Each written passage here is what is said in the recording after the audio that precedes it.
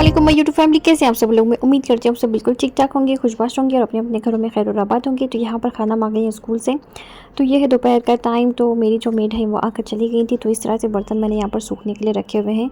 तो सुबह सुबह का टाइम जो होता है बहुत ही बिजी टाइम होता है। हर काम की हमें जो जल्दी पड़ी हुई होती है ताकि काम ख़त्म करें और थोड़ा सा सुकून से बैठें, अपने लिए भी टाइम निकालें। तो इसी कोशिश में जो है औरतें क्या करती हैं, सुबह उठते ही जो है इतने सारे कामों में मशगूल हो जाती हैं और घर का इतना सारा ख्याल करती हैं, बाकी सफाई करती हैं और अपने घर को जो है जन्नत का एक नमूना बनाने की कोशिश में लगी रहती हैं। तो यहाँ पर भी मेरी वही कोशिश जारी है कि मैंने जो है फ्रिज की क्लीनिंग शुरू कर दी है। इससे पहले मैंने रमज़ान शुरू होने से पहले क्लीन किया था। तो घर पे जो है जितनी ज़्यादा चीज़ें होती हैं काम भी उतना ही ज़्यादा बढ़ जाता है इंसानों का। तो यहाँ पर मैंने इतना बड़ा फ्रिज लिया है, पहले छोटा फ्रिज था तब भी मैं उसको इतना ही ख्याल रखती थी, लेकिन इस फ्रिज के जो अंदरूनी चीज़ें हैं इतने बड़े बड़े हैं, इसको धोना और क्लीन करना मतलब वहीं से आप धो और पोंछ सकते हैं, लेकिन जब बाहर निकाल कर धोने की नौबत आती है ना तो इतना तो मुश्किल हो जाता है। फिर मैंने आज क्या किया, यूटिलिटी में रखकर मैंने उसको क्लीन किया था, अच्छी तरह से उसको पाक साफ़ किया था। और यहाँ पर मैंने जो है कस्टर्ड बनाने के लिए दूध मंगवा लिया था सुबह में ही। तो अभी जब घर की सारी सफाई वगैरह हो गई है, मेड आकर जा चुकी है, तो अब मैं जो है किचन में आई हूँ ताकि मैं कस्टर्ड बना कर रखूँ और शाम तक ये ठंडा हो जाए। वैसे ये एक दिन में ठंडा होने वाली चीज़ नहीं है, तो मैंने क्या किया था, इसको पहले फ़ैन के नीचे रखा था, उसके बाद मैंने जो है इसको फ्रीज़र के अंदर रखा था और शाम तक ये एकदम बेहतरीन किस्म का ठंडा हो गया था।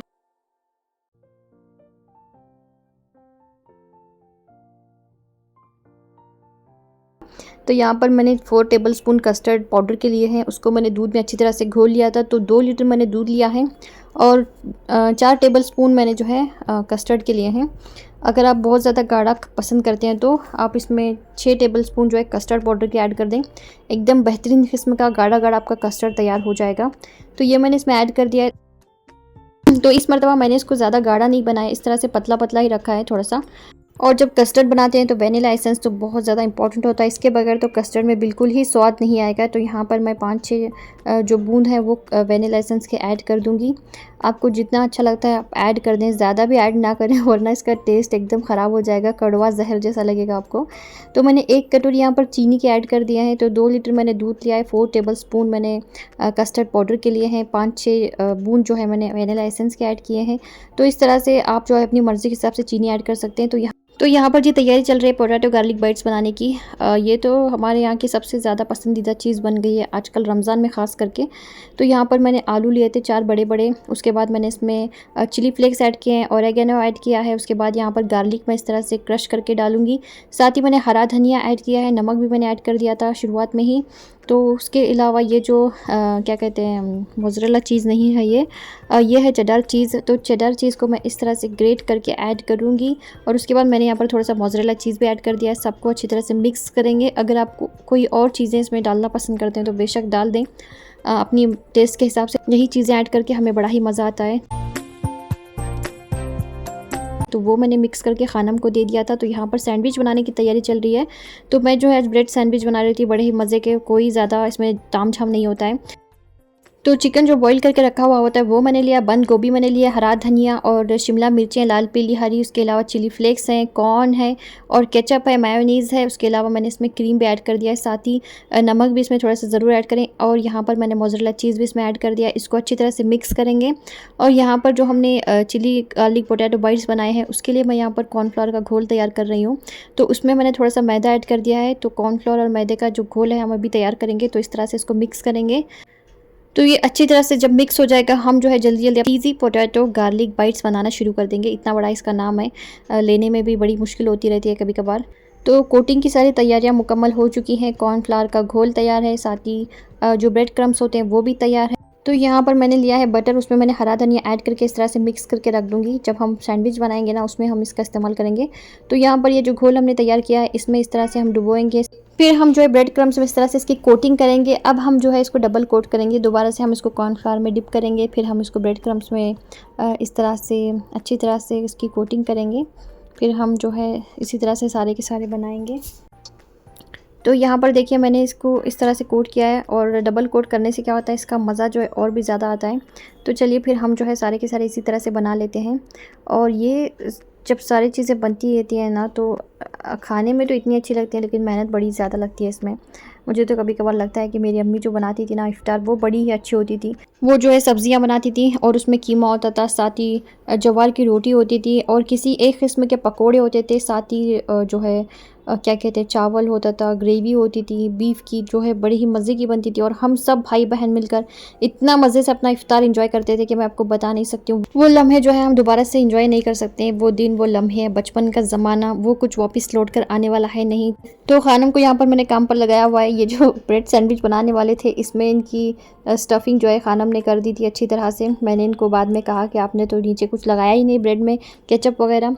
तो कह रही थी मम्मा कोई बात नहीं, वैसे ही बहुत अच्छे लगेंगे। तो यहाँ पर मैंने थोड़ी बहुत कोटिंग कर ली थी, तो जल्दी जल्दी मैं इनको फ्राई करूँगी। तो यहाँ पर साथ ही साथ हमारे घर की आज ट्यूब लाइट चेंज हो रही थी। तो यहाँ पर एक ऐसी गजब की लाइट लग रही थी जिसके 16 मिलियन कलर्स होते हैं जिस लाइट में, वो जो है यहाँ पर लग रही थी आज। ऐसी गजब की लाइट उन्होंने चेंज किया, ऐसा लग रहा है जैसे पता नहीं कहीं कमरे में जाने के बाद मुझे तो चक्कर से आने लग रही है उस लाइट्स को देख देख कर। खुद से चेंज नहीं होती है ये, हमें खुद ही चेंज करना पड़ता है।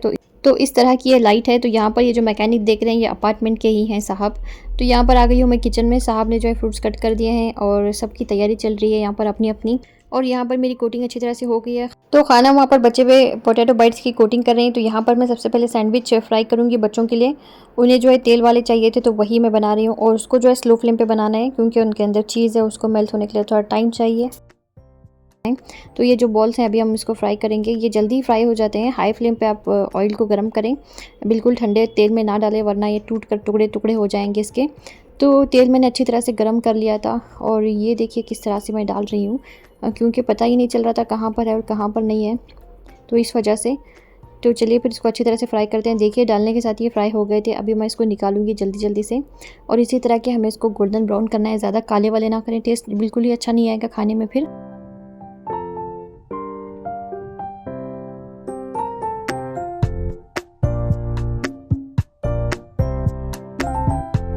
तो बच्चों को मेरे ज़्यादा बटर खाना पसंद नहीं है, तो मैंने उनके लिए ऑयल में फ्राई कर दिए थे सैंडविच। तो यहाँ पर मैं अपने और साहब के लिए इस तरह से इसको जो है बटर के साथ फ्राई करूँगी। बटर के साथ जो फ्राई किए हुए थे ना वो बहुत ही टेस्टी लग रहे थे। गरम गरम इनको खाना चाहिए, लेकिन हम थोड़ा 10-15 मिनट ही पहले बना लेते हैं इफ्तार से, तो ये थोड़ा सा ठंडे हो जाते हैं। लेकिन कोई बात नहीं, खाने का अपना ही मज़ा होता है रोज़ा रहकर।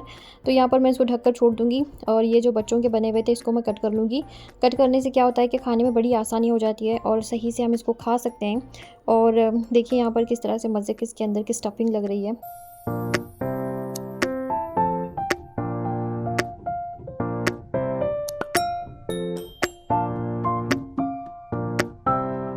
तो ये देखिए बटर वाले कितने खूबसूरत लग रहे हैं। आप भी ज़रूर मुझे कमेंट करके बताइए कि आपको जो है कौन से सैंडविच ज़्यादा अच्छे लग रहे हैं दिखने में। तो मैंने भी इनको कट कर लिया है, और कट करने के बाद जो है हमने फिर 15 मिनट बैठकर दुआएं मांगी थी, क्योंकि इतना जल्दी मैंने सब कुछ बना लिया था फिर। और मैंने खुद नहीं बनाया था, सबकी मदद लगी थी इसमें, इसीलिए तो इतना जल्दी बन गया है।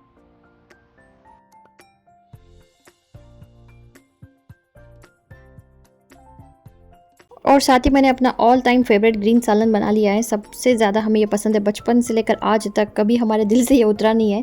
कोई कोई चीज़ें ऐसी होती हैं कि खाने के बाद इंसान जो है बोर हो जाता है, कुछ चीज़ें पसंद नहीं आती, लेकिन ये एक ऐसी ग्रेवी है जो आज तक हम लोग खा रहे हैं बचपन से लेकर आज तक। तो यहाँ पर देखिए माशाल्लाह हमारी टेबल लगकर तैयार हो चुकी है, सारी चीज़ें बनकर तैयार हो चुकी हैं और बहुत ही मज़े की बनी थी।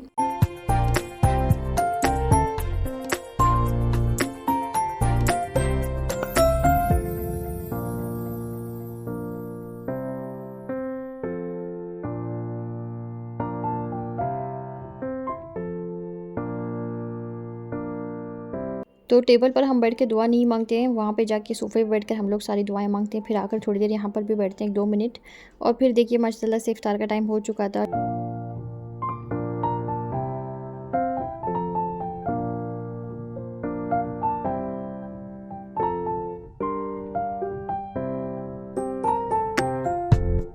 तो देखा आपने सारी प्लेटें हमने सफ़ा चट कर दी थी और सब कुछ अपने ख़त्म कर दिया था पहली मर्तबा। कभी कभार ऐसा होता है कुछ चीज़ें बच जाती हैं तो बाद में हम बैठ के खाते हैं उसको चाय के साथ। तो टेबल वगैरह सब कुछ क्लीन कर दिया था, किचन भी सारी क्लीन हो गई थी अल्हम्दुलिल्लाह। तो यहाँ पर मैं बना रही हूँ चाय, तो सबसे इंपॉर्टेंट चीज़ होती है इफ्तार के बाद चाय। तो ये था आज का मेरा बड़े ही मज़े का वीडियो। तो आज का आपको मेरा वीडियो कैसा लगा ज़रूर बताइएगा, अपनी दुआओं में याद रखिए, लाइक शेयर और सब्सक्राइब भी ज़रूर कीजिए। अल्लाह आप सबको सेहत और तंदुरुस्ती दे, हर बलाएं आफत और मुसीबतों से बचाएं, आमीन सुम्मा आमीन। अस्सलामु अलैकुम। तो तकरीबन 5 किलो जैगरी मैंने लाई थी और इस तरह से इसके टुकड़े टुकड़े करके मैंने रखे हुए हैं, तो चाय बनाने में बड़ी ही आसानी हो जाती है।